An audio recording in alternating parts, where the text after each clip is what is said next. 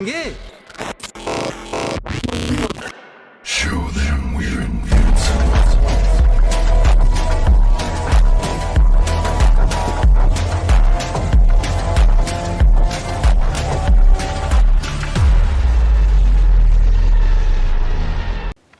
मैं प्रभाकर वर्मा आदर्श news India channel से आप सबका क्राइम स्टोरी सेशन 1 में स्वागत है। आज हम एक ऐसे नरपिशाच की बात करने जा रहे हैं जो अपने सगे संबंधियों का, अपने मित्रों का सर फोड़कर, भेजा निकालकर उसके ब्रेन का सूप बनाकर पीता था। कहानी की शुरुआत होती है 14 दिसंबर 2000। रात को एक बजे अचानक धीरेंद्र सिंह के घर में फोन की घंटी बजती है। फोन की घंटी बजने के तत्पश्चात धीरेंद्र सिंह अपने घर से बाहर की ओर निकलते हैं। समय गुजर जाता है, देर रात सुबह समय गुजरता जाता है।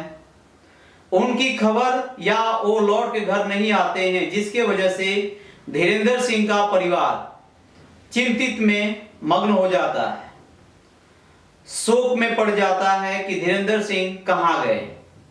आनन फानन में धीरेंद्र सिंह का परिवार उनके ऑफिस यानी कि दफ्तर में फोन लगाता है। मैं आपको बता दूं, धीरेंद्र सिंह आज हिंदी डेली अखबार में काम कर रहे एक अच्छा कार्यरत, एक अच्छा रिपोर्टर होते हैं। अचानक उनके घर में जब फोन आती है तो ऐसा उनको लगा होगा शायद कि किसी रिपोर्ट के तहत उनको जाना है, तो घर से बाहर निकल जाते हैं, बट लौट के नहीं आते हैं। तो आनन फानन में उनके परिवारजन अखबार की जो दफ्तर है वहां पे फोन करते हैं। फोन करने के बाद पता चलता है कि धीरेंद्र सिंह वहां नहीं पहुंचे थे।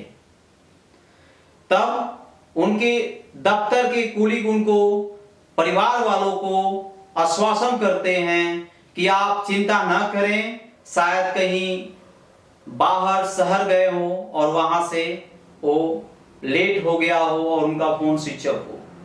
बता दें, यह जो क्राइम है, यह जो घटना है इलाहाबाद बैरी गांव से है।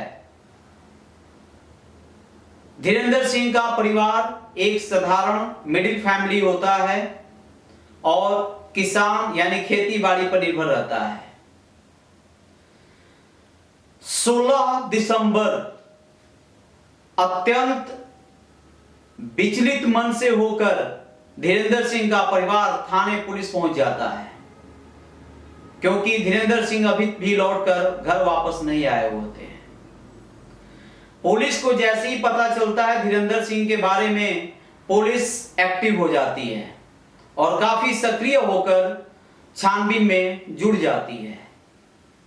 समय दिन ढलता जाता है, नए दिन की शुरुआत होती रहती है।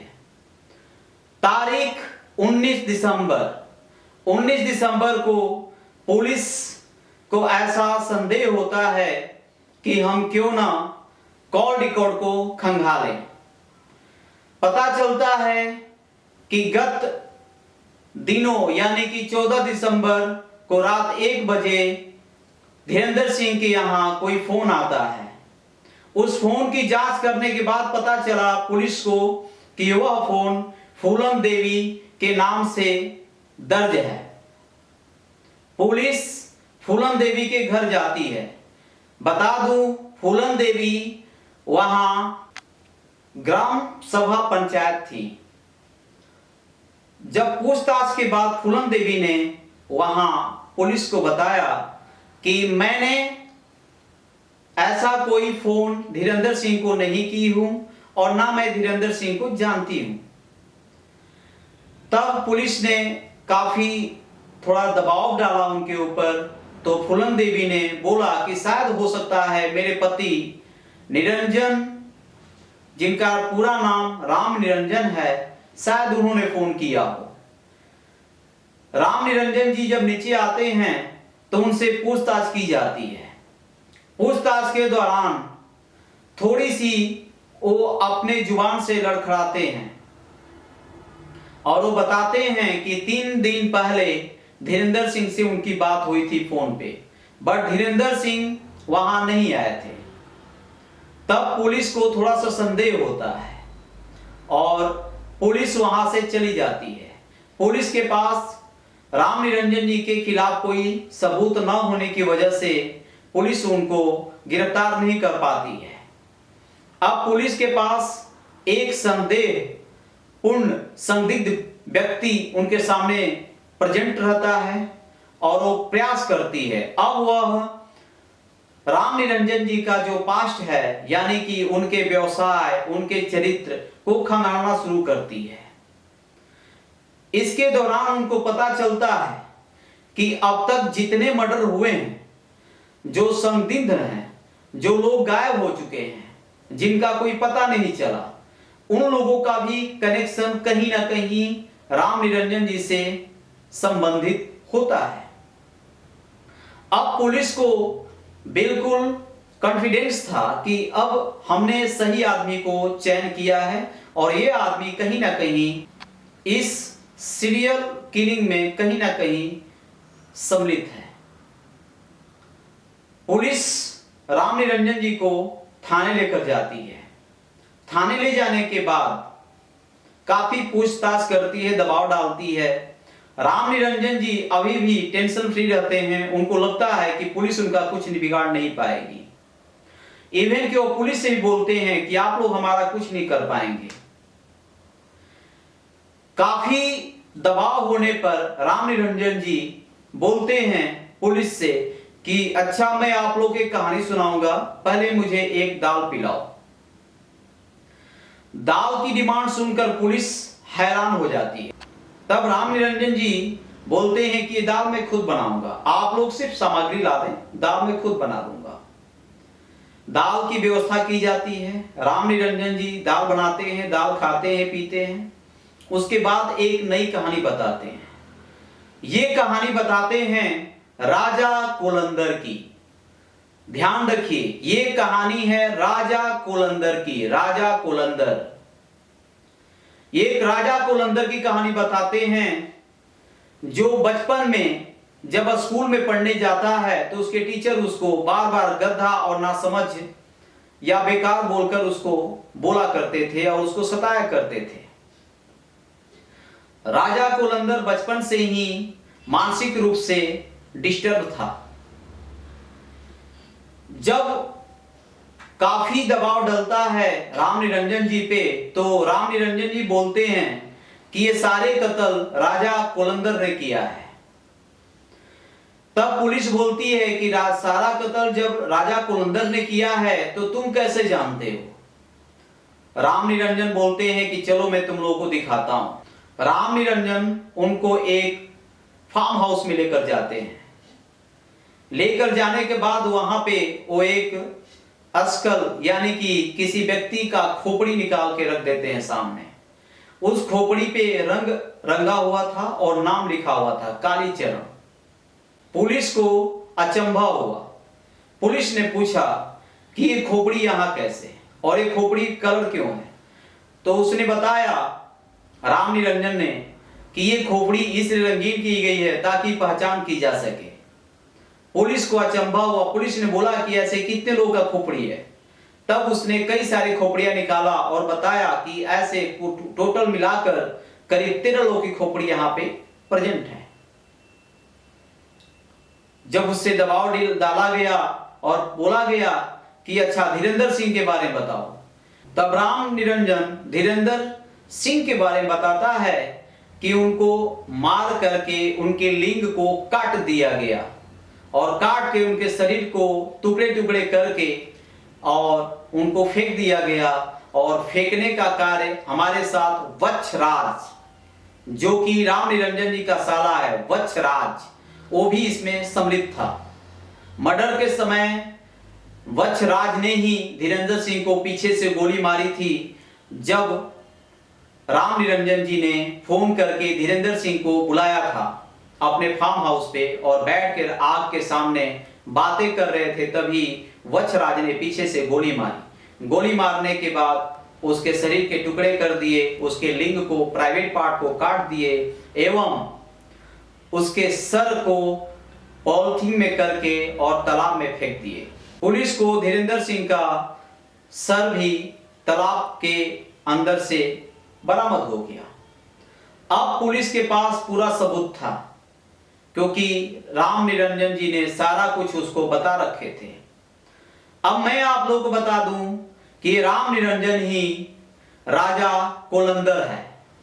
राजा कोलंदर, मैं फिर से बता दूं, राम निरंजन ही राजा कोलंदर है। राम निरंजन ये इसका बचपन का नाम है। अपना नाम राम से राजा रखा, और राजा इसलिए इसका नाम रखा क्योंकि ये सोचता था निरंजन कि मैं एक राजा हूं। वो अपने आप को राजा की तरह समझता था। इवन की जो उसकी पत्नी थी गोमती देवी, वो फूलन देवी नहीं थी, पहले गोमती देवी थी। गोमती देवी को उसने फूलन देवी का नाम दिया क्योंकि फूलन देवी उस समय एक डकैत और चर्चित महिला थी, पावरफुल महिला थी। यहां तक कि उसने अपने बड़े बेटे का नाम अदालत, उससे छोटे बेटे का नाम जमानत एवं अपनी बिटिया का नाम आंदोलन रखा।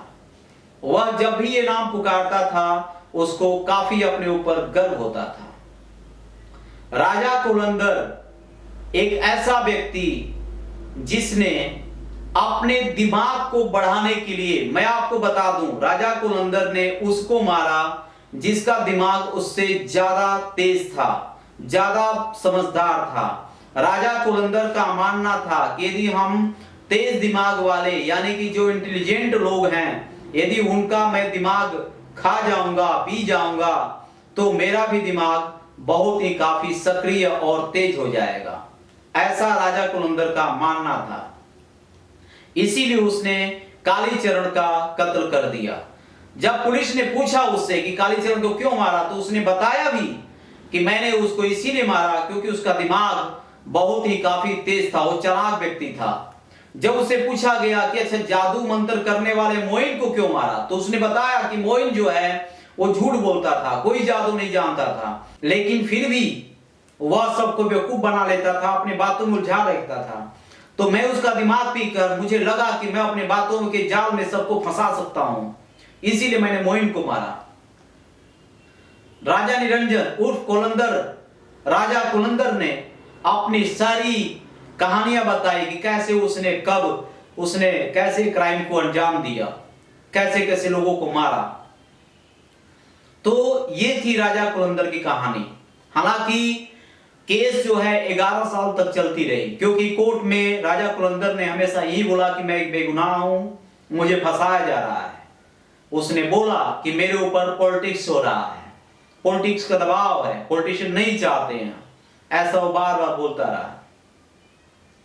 फाइनली मार्च 2012 में राजा कोलंदर को आजीवन कारावास की सजा सुनाई गई। उसका परिवार, उसके बेटे और वो हमेशा यही बोलते रहे कि मैं बेगुनाह हूं। उसके बेटे बोले कि मेरा पापा बेगुनाह है।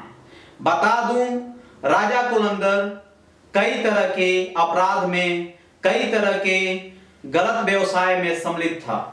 वह खुद एक सरकारी दफ्तर में ड्राइवर था, लेकिन उसके पास गरीबी होने के बावजूद भी, एक अच्छी सैलरी न होने के बावजूद भी उसके पास एक हरे रंग की बोलेरो थी, हरे रंग की बोलेरो, और अच्छी हवेली, अच्छा घर, फार्म हाउस, बहुत सारे धन था उसके पास।